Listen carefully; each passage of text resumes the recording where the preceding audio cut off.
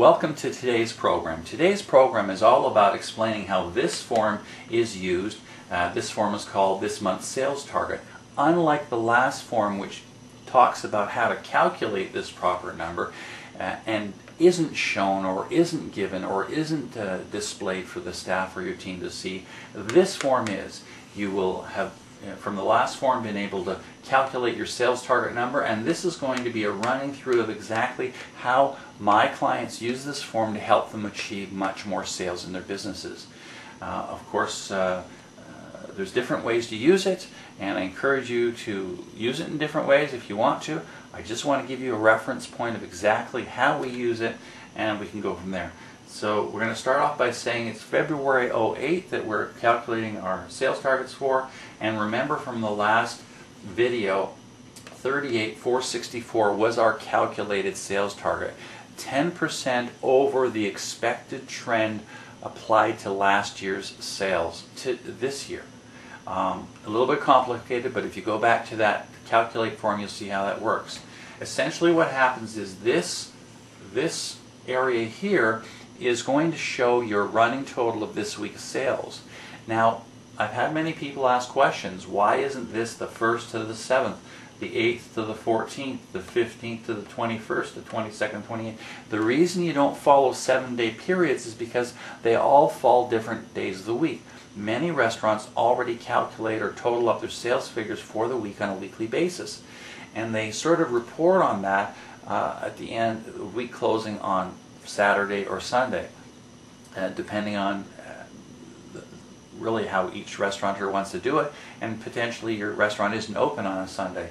But the reason you want to do it this way, ending up on that Saturday or Sunday, is because it's usually Monday or Tuesdays your more slower days of the week. And you want your staff or your team to always expect when they can see this form changing in plain view. Maybe around the pass area in a plastic protector sheet and stuff that you can slide in and out once a week and scratch off here, put the new figures in here and so forth. They can follow along. But the main reason you want to do it that way is that, let's say always on Mondays you change this. So for February, you'll notice that February only had a couple of days before you hit the weekend, and so this number is actually going to reflect the total of February 1st to the 3rd. And because we're doing a running total, the second week doesn't reflect the second week's sales, but rather all the first and second week's sales up to the end of the second week, which in this case would be up to the 10th. The third would be a running total. Now the reason why we have running totals is because we don't want the staff to try and have to calculate where you are in your team's goals for the month. You want them to instantly see a number and instantly have them look at how it relates to this number. So we're going to continue on. Let's just say, of course, it was a short week, just 2 or 3 days, and you've done this much in sales, so you write that in. And as I see here, we've calculated what we've done in the second week, we've added it to the first few days, we've got to this number, and we've scratched out the first.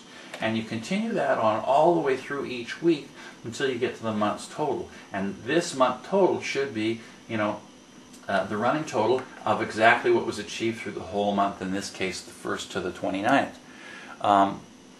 One of the things I want to point out to you is you see this sales target. Of course, this is fictitious, but I think you'll find this will start happening for you, is we've achieved more than the sales target for the month. So this gives everyone a great feeling. Hey, we've done a great job. We've made it to our sales targets. Oh, this is great.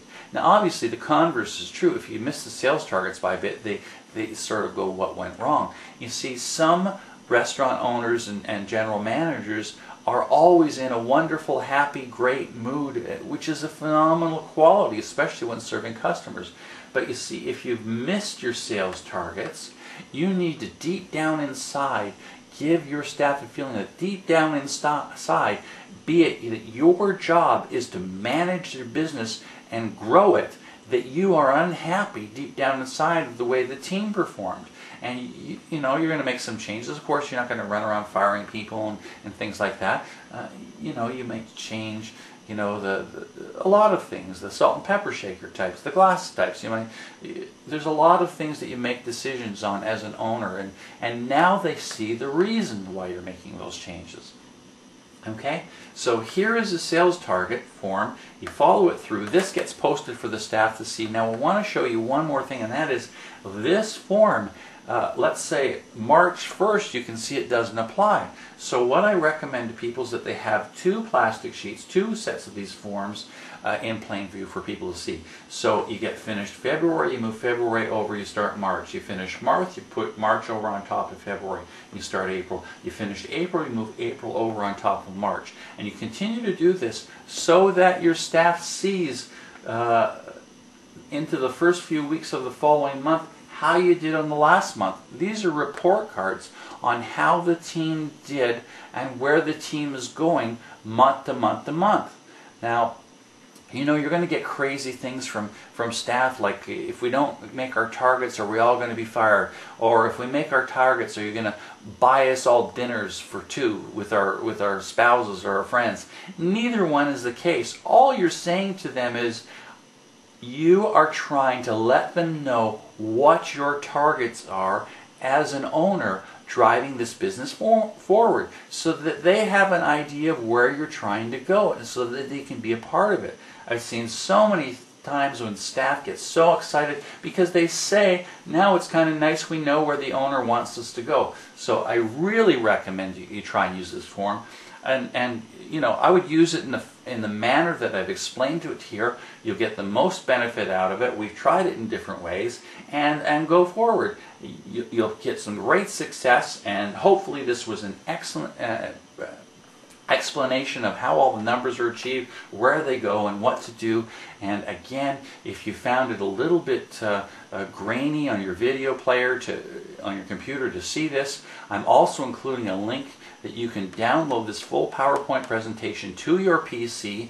And if you don't have Microsoft PowerPoint as a viewer, I'm also including a link so that you can download a free viewer from Microsoft so you can look at this presentation. So I hope you've enjoyed this video. It's a great video to show you how it all comes together. And you know, calculate your sales targets, create your monthly sales target forms, post this, run through it, and you'll get some great successes with your growing sales in your restaurants. So thank you and have a great day.